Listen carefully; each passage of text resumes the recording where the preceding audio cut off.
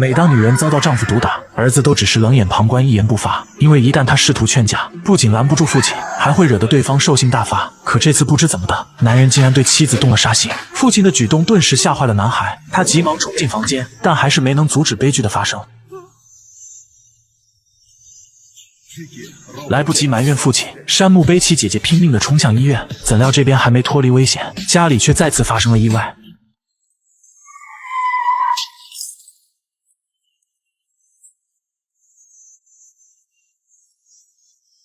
虽然姐姐侥幸捡回一命，但母亲却永远离开了他们。于是从这天起，对姐姐的怨和对父亲的恨便在男孩的心里生根发芽。一晃20年过去，山木终于长大成人，凭借狠辣的做派，他逐渐成为了催债公司最出色的牛马。每天早上4点起，他都会带着手下一家一家去要账。遇到聪明的，只需要小弟上前讲讲道理，对方就会痛痛快快的拿钱。一旦遇见不长眼的，那就得山木亲自费一番口舌。由于总是能够以德服人，老板对他也从来不会吝啬。而每次拿到奖金，山木总会在第一时间塞给外甥一半，用来补贴母子俩拮据的生活。虽然时间不曾磨灭他对父亲的恨意，但却在不知不觉间慢慢冲淡了心中对姐姐的怨念。然而这天，当山木像往常一样离开，竟遇见一个改变他命运的女孩。被浓痰击中的瞬间，永力像触电般僵在原地。等到回过神来，他立马叫住对方，命令他马上给自己擦干净。山木本打算教训一下这个不知天高地厚的女人，但他看对方只是个学生，最终还是忍了下来。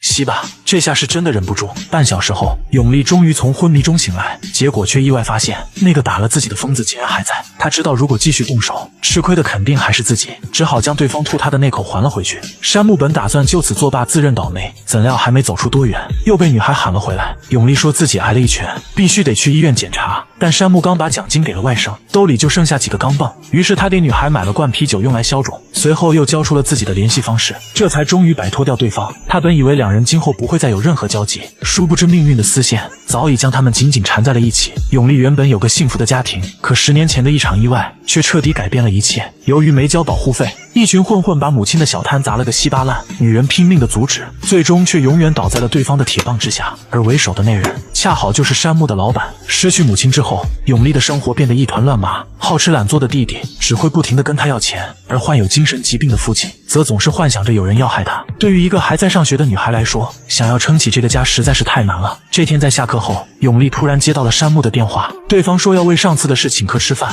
结果他去了才发现自己竟然是被骗来带孩子的。虽然上了当令他十分不爽，但想到今晚不用面对父亲和弟弟，所有的不快顿时一扫而空。从天亮玩到天黑，他们终于将小男孩送回了家。姐姐想留两人吃个晚饭，却遭到山木的拒绝。他和永利随便找了家小店，酒过3巡，山木表示很羡慕对方这种幸福的小孩。永利闻言并没有反驳，他实在不想给这个美好的夜晚徒增烦恼。第二天早上，弟弟再次开口向永利要钱，姐弟俩为此爆发了激烈的冲突。由于没能从姐姐手里拿到钱，郁闷的永健只好找到好兄弟诉苦。他问大长脸有没有搞钱的路子，没想到对方不仅有门路，还答应带着他一起干。在大长脸的引荐下，永健成功加入了要债公司，而负责带他的前辈赫然就是公司的元老山木。老板本以为这么安排会让新人成长得快一些，殊不知自己的决定将会为山木带来一场杀身之祸。虽然永健早已从好兄弟口中得知了具体的工作内容，但第一天上岗的他还是有些手足无措。为此山木不仅骂了他几句，甚至在事后差点给他一顿毒打。相较于暴躁的山木，老板对永健还是比较满意的，他叮嘱对方一定要好好干，自己绝对不会亏待他的。回家后，永健恰好撞见了正在洗碗的姐姐。永利告诉他，房东今天又来催租了。没想到弟弟竟直接甩出几张钞票。在看到纸币上的金额后，女孩顿时心中一沉，她连忙追问弟弟钞票的来历，可永健又怎会将真相告诉她呢？由于刚赚了一笔奖金，山木来到姐姐打工的门店，准备换一部手机。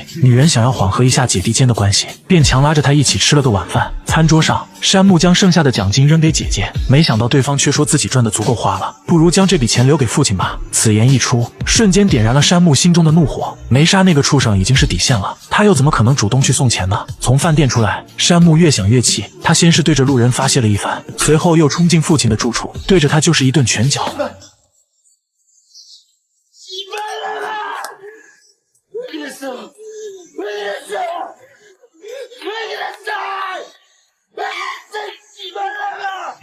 即便过了20年，山木对父亲的恨意始终也未曾衰减。第二天一早，他就带着还未消化的情绪开启了新一轮的收账。这下不仅是欠钱的老赖遭了殃，就连2个手下也没逃过山木的毒打。看着2个满脸伤痕的新员工，老板实在是有些无奈。他劝山木对自己人温柔一点，但对方却根本听不进去。可他绝对想不到，自己马上就会为这种嚣张跋扈的作风付出血的代价。离开公司之后，山木来到手机店取手机，结果却从店员口中得知自己的手机已经被姐姐带回了住处。然而当他来到姐姐家门外，却看到了祖孙3人其乐融融的一幕。山木见状忽然有些迷茫，他不知道这么多年的坚持究竟是对是错，于是他把自己唯一的朋友约出来，想要听听对方的看法。怎料老板却劝他放下仇恨，因为老头已经蹲了10几年监狱，也算是付出了惨痛的代价。只可惜山木的怨念太深了，不论别人怎么劝，都无法打消他报仇的信念。从饭店出来以后，他就直奔父亲的住处。山木已经下定了决心，今晚就要杀了对方。可当房门推开的那一刻，眼前的场景却瞬间将他定在原地。那个他恨之入骨的男人，竟然选择了自杀。望着一动不动的父亲，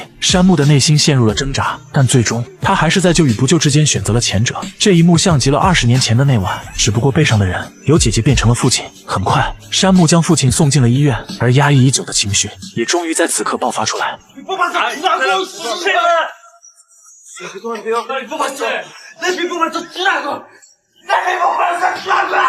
与此同时，永利也被逼到了崩溃边缘。患有被害妄想症的父亲，平时已经够让人头痛了，可今天不知发了什么疯，竟然想要杀掉自己的亲生女儿。永利在房间里躲了许久，好不容易找到机会才逃出来。他坐在空荡荡的街道上，不知道接下来的生活到底应该怎么过。就在此时，永利忽然接到了山木的电话，两人约在河边见面，但他们却十分默契地隐瞒了各自的遭遇。直到说起双方的父母，委屈的眼泪便如决堤的洪水，瞬间打湿了两人的眼眶。由于送医及时，山木的父亲很幸运地被救了回来。而经历了生死之后，男人的心态似乎也发生了一些变化。他想了整整一夜，最终做出了金盆洗手的决定。对于好兄弟的选择，老板虽然不舍，却也十分支持。毕竟两人都老大不小了，也该为将来考虑考虑了。他让山木站好最后一班岗，等到将手头的欠款全都要回来，他也准备换个正经的行当。临走之前，山木邀请老板下午一起去看外甥的演出，到时候有一个重要的朋友要介绍给他认识。可两人怎么也不会想到，等到再次见面，竟已是天人永隔。由于大长脸被安排了其他任务，所以今天跟着山木的只有永健自己。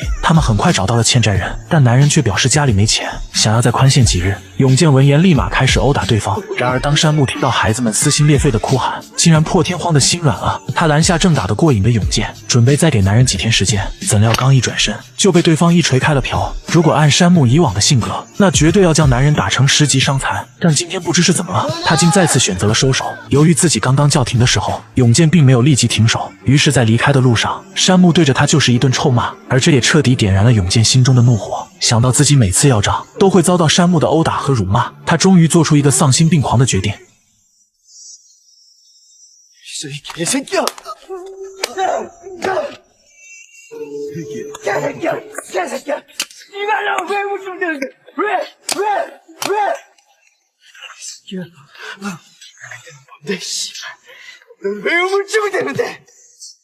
直到把山木打得血肉模糊，永健这才恢复了理智。但事已至此，他也只能丢下山木，独自逃离了现场。另一边，山木外甥就读的幼儿园门口，姐姐和永利一直在焦急的等待。可演出已经开始了，山木却迟迟没有出现，几人联系不上对方，只好回到屋里边看边等。但任谁也没能想到，再次见到山木的时候，他已经变成了一具尸体。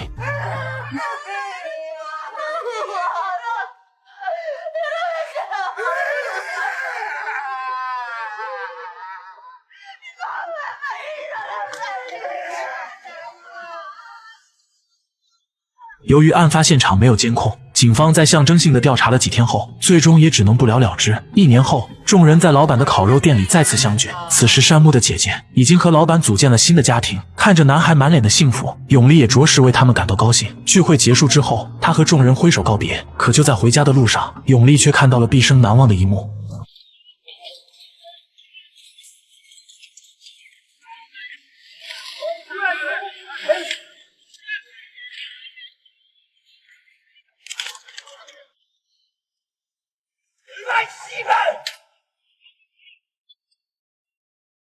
此刻永利突然感觉有些窒息，就仿佛是被命运扼住了喉咙，因为这个场景实在是太讽刺了。他永远也忘不了母亲去世那天，也是一群混混打砸了自家的小店。如果母亲在天有灵，能够看到弟弟现在的样子，不知他究竟会作何感想。好电影百看不厌，我是亨利，我们下期再见。